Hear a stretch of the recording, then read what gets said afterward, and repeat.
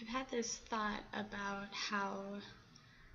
unconditional love isn't exactly unconditional acceptance. I don't know if I've already made a video that covered this before, but there's I mean, like, in a way it sort of is. There is a part about really working to love everything where I think um, there's there's the equanimity, right? Being totally equanimous with the way things are, and not necessarily looking for things to change or things to improve, because on a certain level everything is perfect already the way that it is, and when we look for the criticisms, then we're sort of coming out of love and only looking for like how it can be better and better and better and better, which is good, except then nothing's awesome. Everything's just falling short of this invisible standard that we want to hold it to, right? So, so for people, and that's really what I'm thinking of when I'm thinking it's not unconditional acceptance. That there's a part of really being totally calm and accepting of where somebody is on their path. But I think there's a piece of what unconditional love is that wants it's like wanting it to be better, like wanting that person to be better or to be maybe more harmonious with who they are and not be in misery in themselves, where it's not like I want you to be better because you're disrupting my reality or something. It's I want you to be better because I see how you're hurting by the way that you're treating people or by the way that you're interacting with your environment or being totally oblivious to your environment because you don't want to deal with it or something. That I think when one is really in that place of not really just looking to judge people, that one can see how somebody's hurting, sort of.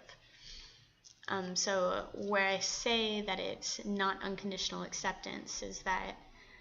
there's an aspect of love. It's like the tough love, where somebody somebody's just projectile vomiting their energy all over the place, and it's awful, and it's clearly disrupting things around them, or it's causing people to sort of criticize what's going on, even if they're doing it kind of silently and by like not looking at that person, and then that's feeding into what that person is experiencing too, where they start getting like more and more upset or more and more wanting to be disobedient sort of to what people want them to do. And I think there's a place for someone who really is in love with all things to see that person and be able to approach them in, I mean, it would have to be some kind of like non-conscious way, or like not really a way where you're trying to fulfill a goal, or say like, oh, I see this happening and I want this to happen instead, so I'm going to take these methodical steps to change it or something. Like, I don't think it's really that, but just that, like, if you can already trust yourself to love that person in the first place, and you can like come from that place in your head, that sometimes that means that people need to be yelled at, or like people need to see that their behavior is not conducive to what anybody is trying to do, and it's not really conducive to what they're trying to do either. That like if people are really looking for acceptance, and I'm also talking like, I mean, I'm talking in my reality sphere, right? Like I'm not talking about going over to like Africa or Afghanistan or something and be like, I really don't like the way your energy is, disturbing things around you. I don't really like the way you're killing everybody all the time, and I don't like the way that you're a total sociopath and that you don't even understand what the value of a human life is. I'm not talking about that exactly. I think that there are kind of I mean, there are kind of tiers of folks, and so this is very circumstantial, but I'm talking about the stuff that you might encounter in your daily life living in America, basically, or living, not living in some kind of like even domestic terrorism kind of war-torn place. But for the majority of us who are like, you guys who are probably sitting here watching this video, I don't know how many of you are really in a war-torn place. So that's what I'm saying, is that like for the normal people that you encounter, that there is a way to approach that energy where you're looking at, you're only looking at someone as a human, and you're sort of giving what I aim to do is to give people the benefit of understanding, like, you are a human, and humans generally crave human interaction. So I'm not going to shut off the fact that you're human and just put you in a box and then throw you aside, or try to make sure that you don't see me, or that I don't look at you, or that I don't, I don't know, whatever. I'm just babbling now.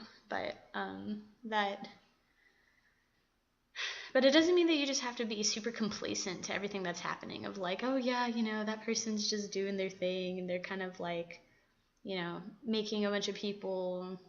feel shitty or endangering a bunch of people's lives or whatever. But it's all good. Total equanimity. Like that's not really helpful either. And it's not really helpful to look at current events or look around at what's going on and just say like, that's just the way things are happening right now, and I don't want to have an opinion because it might make me upset or something, or like it might throw off my center, and I just want to go like do yoga with my friends and like go swim or something and just be in that place and not think about anything else. So like it's important to know what's really going on, and it's important to see people for who they really are, and not just for whatever fairy image you want to put on them. Even for people who aren't being obvious about the way that they're disrupting their reality, that it's not it's not just people who mug people on the street, right? That's really not good. But for people even who like preach these techniques or preach these ways of life that they've found that have made their body really fit so they can feel totally happy about who they are, at least on the outside, and have this sort of fake thing that they bring to the table whenever you're interacting with them. It's just like man, I know we have all been like beaten and broken down at some point, and that I know you aren't just this thing. You're not just someone who only hangs out with people who do yoga, and like you're not just this person who like hates everybody, who eats animal products, or you're not just this prestigious thing. You're a human, and we're all humans. And that it's like I see people who forget how to interact with people who don't already believe in what they believe in, or they don't already see the world the way they see the world. I don't know.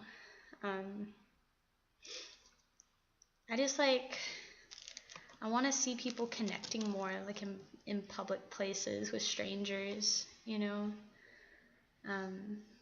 want people to see how much we could be all helping each other, and that we're in this environment where, like I've talked about before, like it's a really controlled environment where we don't have to worry about a lot of external factors like other parts of the world do, and like we have throughout human history. And so we could really take advantage of that and really help each other heal their own selves. Everybody has to heal their own selves, but I don't know, like we could all be helping each other a lot more like constructive criticism, I think, would be good. And kind of like a gentleness to it, like a nurturing, gentle, constructive criticism out of love, and not out of just kind of complacent acceptance for how things are or whatever.